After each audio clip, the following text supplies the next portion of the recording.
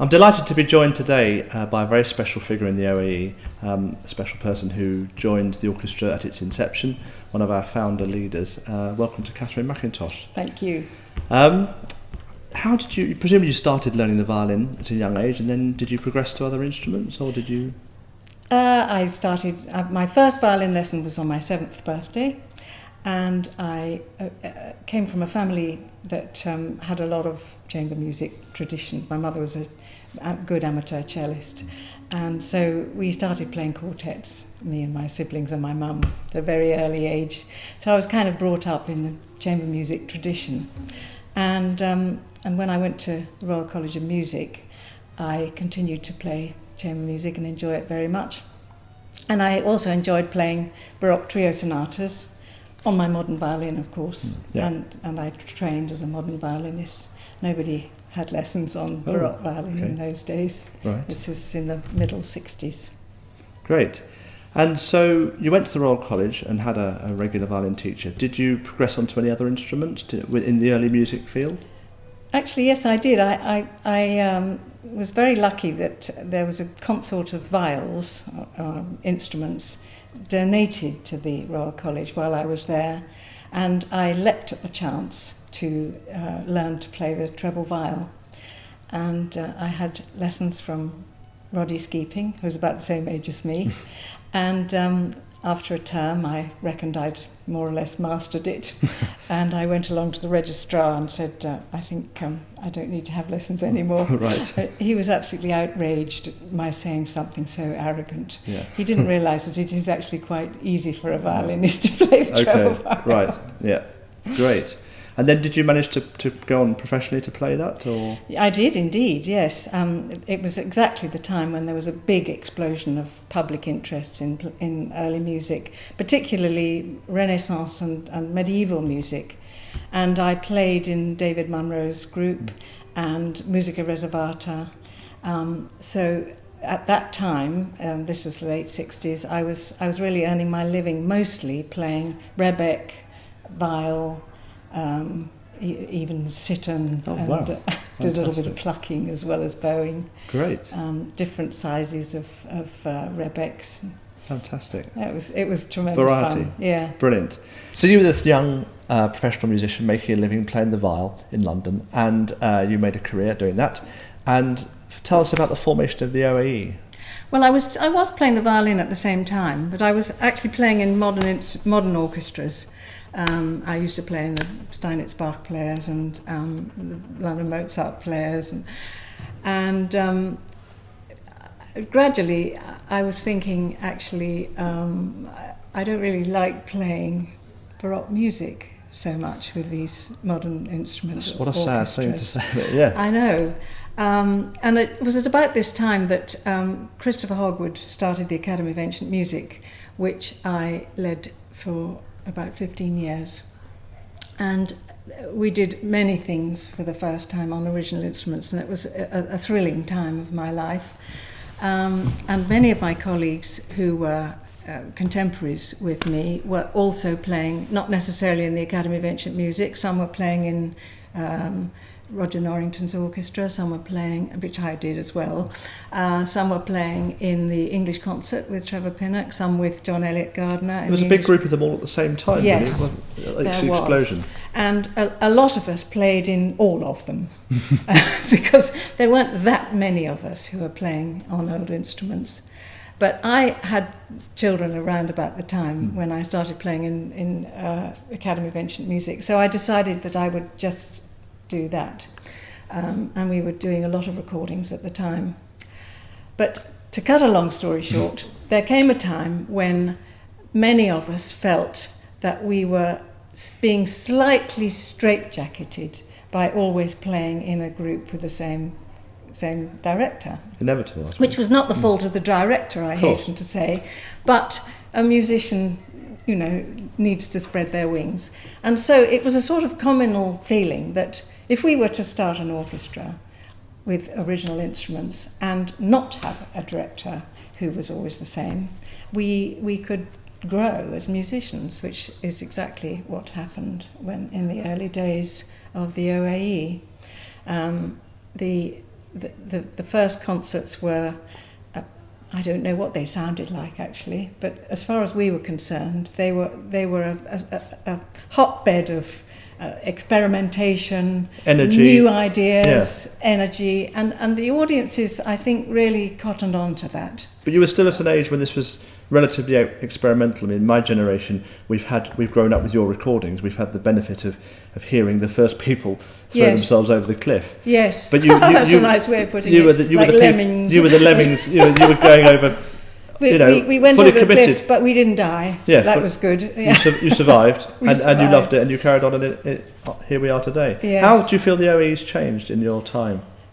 Well, nowadays people actually learn Baroque instruments and classical instruments from somebody like me who is only a few pages ahead. That must be a wonderful thing. I mean, one of our leaders now, Katy Debretzeni, is one of your ex-students. That must be yes, extraordinary. And I'm very, very proud that she got this job, because when I decided to retire from being a leader of the OAE, of course, any teacher is delighted when they're It's almost parental, isn't it? It is, yes, it exactly is, yeah.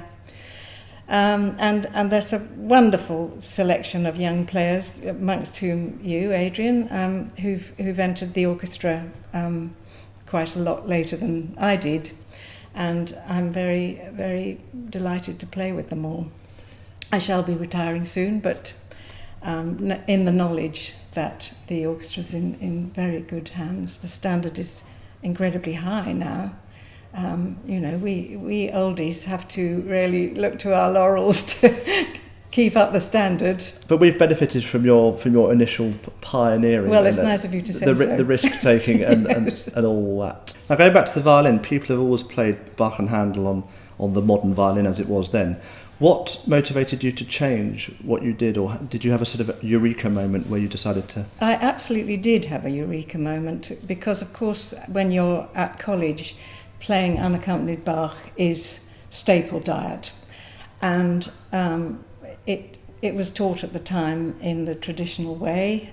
With modern instruments, have a bow which is very engineered to sustain, perhaps less good at articulation, and the whole ethos of playing unaccompanied Bach, the dance movements, is to do with articulation. Yeah. And the person who gave the chest of viols to the Royal College also was able to provide me with a Baroque violin bow, which I still have. Do you have it with you today? I do have it with me today. Wonderful. It's this bow, and it's absolutely wonderful bow. It's a copy by a very, very talented bow maker who's sadly died now, called Percy Bryant, and it's made of a piece of snakewood, and it's a copy of an instrument a bow that was probably by Stradivari, they think. Oh wow. It seems to be a little smaller than a modern bow, would that be right? It is shorter. Just for comparison's sake, this is a modern bow. Right. I'll put them next door to each other, so can you see that? Yeah. And also you can see the difference of the shape of the head of them. And that has a very profound effect on the amount of articulation that you can get. So when I started playing unaccompanied Bach with this bow, suddenly I thought, this is how I've instinctively always felt that it should go. Right. Yeah. And that was very inspirational for me. And I realised then that because I loved playing Baroque music, this was the path that I needed to tread. Could you show us maybe quickly the difference in the bows and how that articulation works?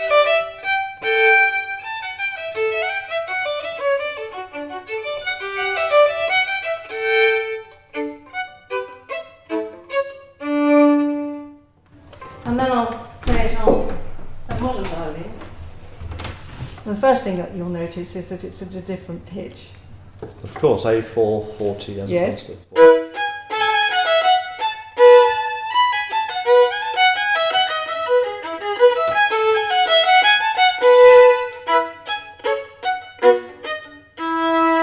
Now, one thing I notice immediately is the old grip on the bow. You hold the bow in a different place. Does that make a difference? You hold the baroque bow nearer the middle. That I didn't do that intentionally. Oh. Actually, I mean the baroque bow, as you can see, doesn't have any kind of lapping on it. Yeah. So really, you can hold it wherever you like. You could hold it down here, and the interesting thing about baroque bows is that they weren't nearly so standardised as a modern bow. This little bow, for instance, is the sort of length of a bow for 16th, 17th century music. I'll play you the beginning of Monteverdi's Orfeo.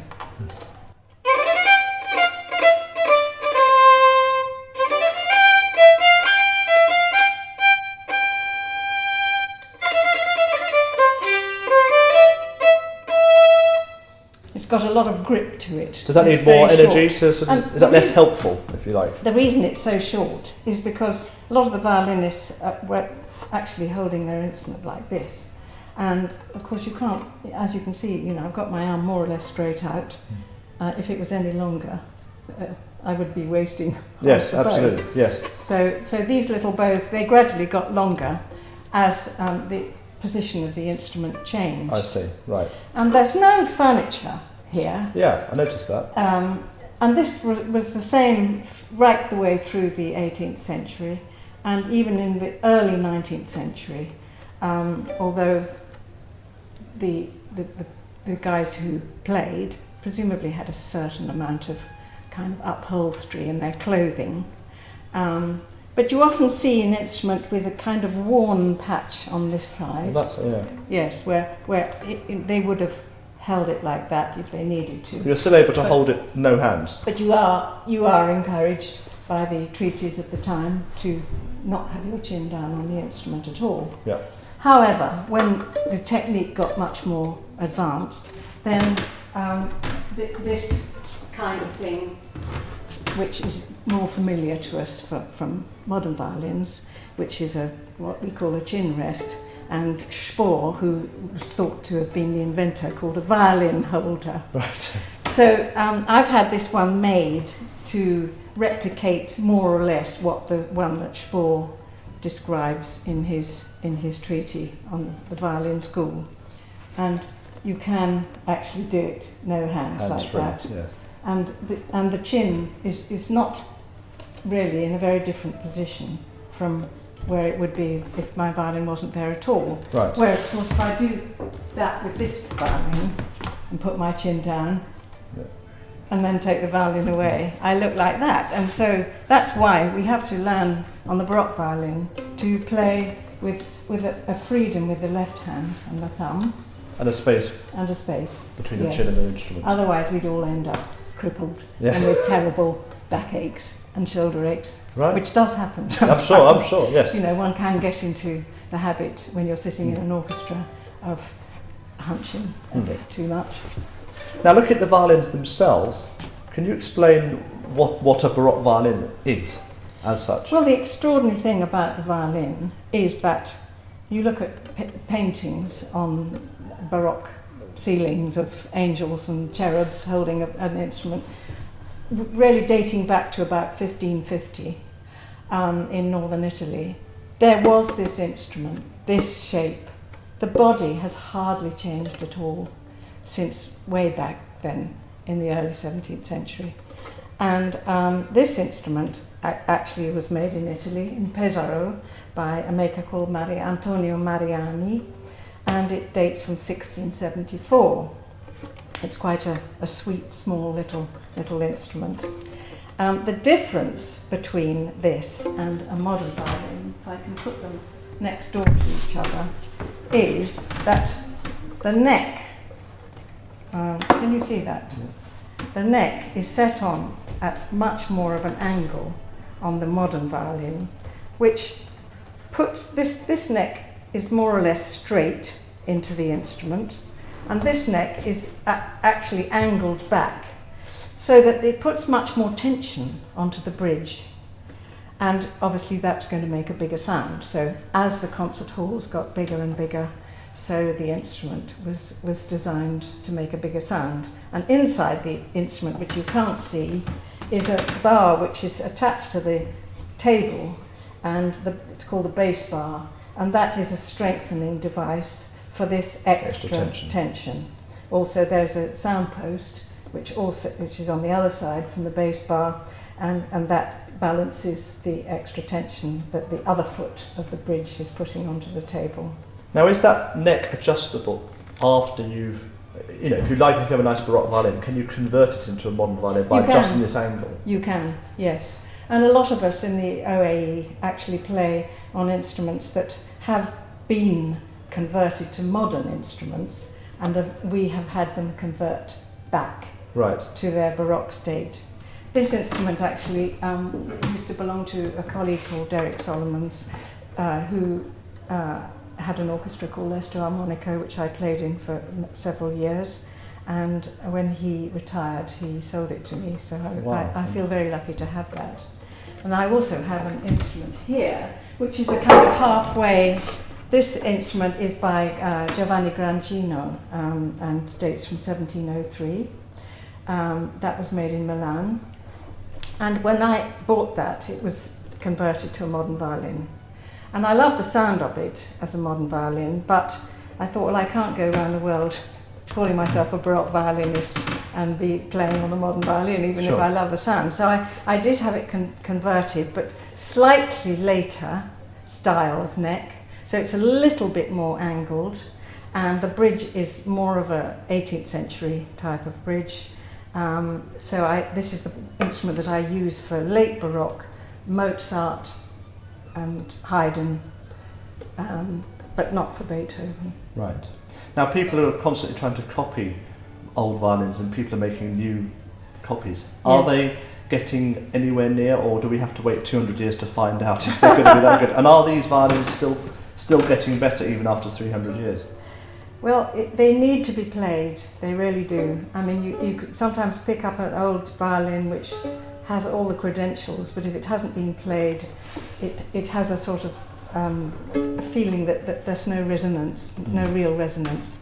So they need to be played, instruments, and it's sad when you see so many instruments in museums now and people don't get a chance. Of course, I can understand that the finest instruments have to be preserved, but the lovely thing about OAE is that we do play on these instruments and bring them to life, and I think that brings the music to life. I mean, I feel passionate that this music that we play sounds better on old instruments than it does on modern instruments.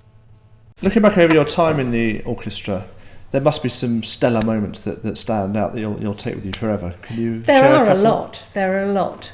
And one of the concerts I loved most was the first time we did The Creation with Charles McKerris, and it was such a joy playing with him.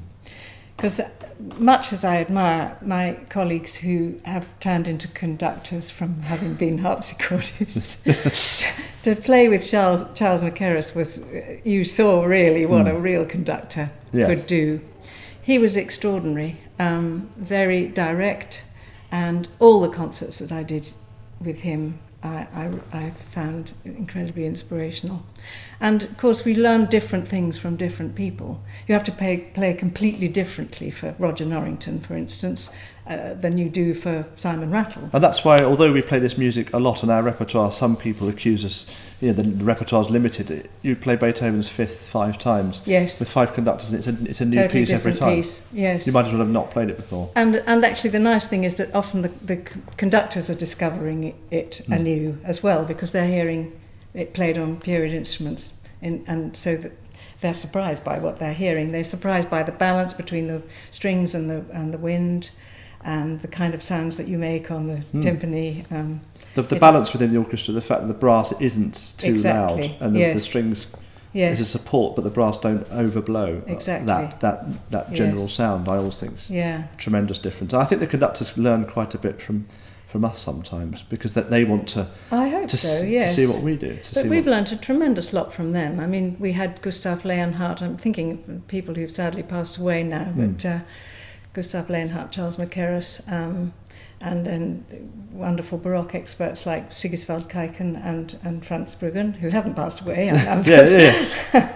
And actually, I just quickly to say that Roger Norrington was a very early influence in my life, because I used to sing in his choir. When I first came to London, he had an amateur choir called the Schütz Choir. And which turned into his choir, and they were on recording? Yes. Are you on any recordings no, as a singer? Actually, I did do one recording, but they turned professional. So, and that was about the time that I was at the college. So, but I learnt a lot about phrasing, being a singer in his choir. I always think everyone should be made to sing at college, to learn absolutely. how to breathe and phrase. Should be made to sing, and indeed, and dance. What a lovely note to leave it on. Kat McIntosh, thank you very much Thank indeed. you, well, I've really enjoyed it. Thank you. Thanks.